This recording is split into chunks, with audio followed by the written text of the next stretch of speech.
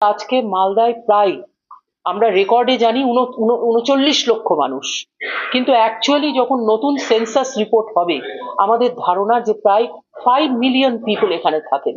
Plus বাইরে থেকে এত মানুষ প্রতিদিন আসছেন, প্রতিদিন ট্রেনে করে, বাসে করে, আমাদের ঝাড়খণ্ড থেকে, বিহার থেকে, উড়িষ্যা থেকে মানুষ এখানে আসছেন চিকিৎসার জন্য, বিভিন্ন কেস কাছারির জন্য।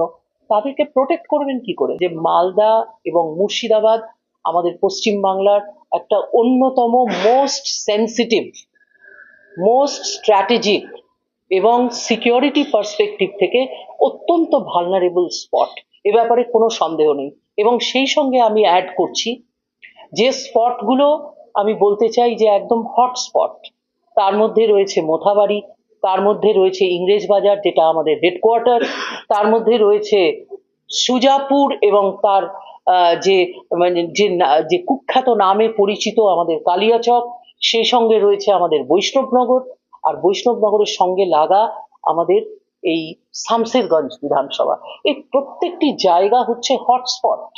এবং আজকে যদি আমাদের intelligence agency, both CID and IB, মানে আমি বলছি state IB and the central IB, দুজনের ক্ষেত্রেই কোনো সমন্বয় বৈঠক হয়েছে কিনা সেটা নিয়েও কিন্তু আমার যথেষ্ট সন্দেহ আছে।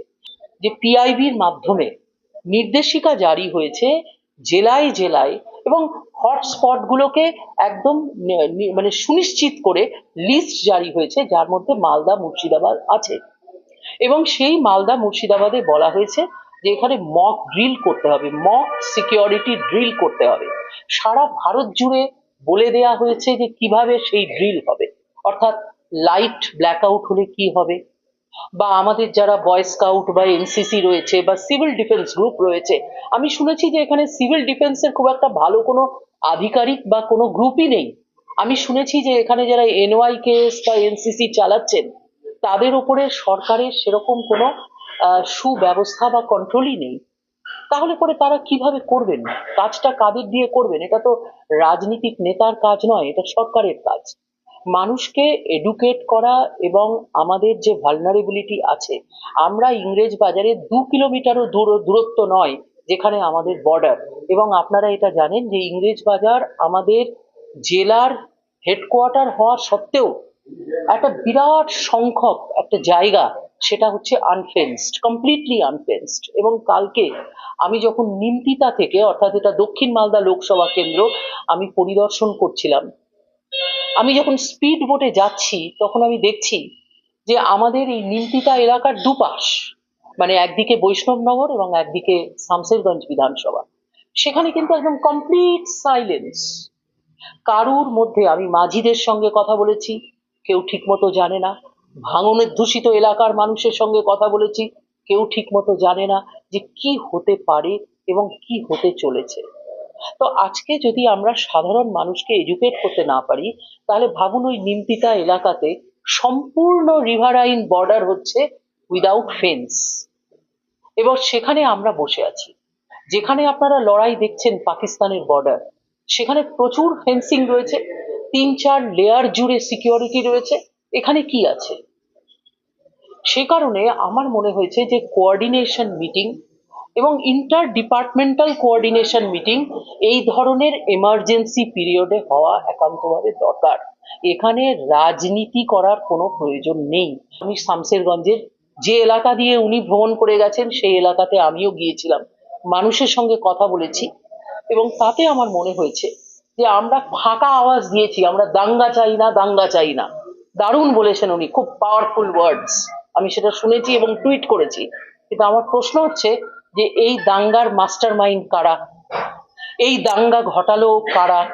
কারা ট্রেনিং দিল? ফান্ডিং কোথা থেকে হলো? সেটা নিয়ে ওনার বক্তব্য কি আমরা অ্যাসেম্বলিতে শুনতে পাবো? আজকে আমি টুইট করেছি, আমি আজকে মাননীয় মুখ্যমন্ত্রীর বক্তব্যের উপরে টুইট করেছি। ঠিক আছে, 400 জন মানুষকে 1,20,000 টাকা করে আপনি চেক দিয়েছেন, কিন্তু হাজার হাজার এনজিও এসে সবার বাড়িতে বাড়িতে চাল বস্তা জিনিস সবাই দিয়েছে। আপনার কাজ তো এনজিওর কাজ নয়, আপনার কাজ তো সমাজসেবী সংস্থানের কাজ নয়। আপনার কাজ হচ্ছে এটা খুঁজে বার করা যে এই এলাকায় মাস্টার মাইন্ড কে ছিল। আমাদের এখানে কি কোনো টেরার হাব তৈরি হয়েছে? এখানে কি স্লিপার সেল আছে? এখানে কি বাংকার আছে? এখানে কি বাইরের থেকে জঙ্গি সংস্থান ঢুকে এখানে অ্যাক্টিভ হয়ে রয়েছে? তার উপরে হোয়াইট পেপার কখন দেখতে পাবো? এ নিয়ে অ্যাসেম্বলিতে আলোচনা হয় না কেন? আমি একজন স্ট্যান্ডিং কমিটির মেম্বার এবং আমি home department, law and justice department, এই সমস্ত সেন্সিটিভ ডিপার্টমেন্টের মধ্যে আমি স্ট্যান্ডিং কমিটির মেম্বার।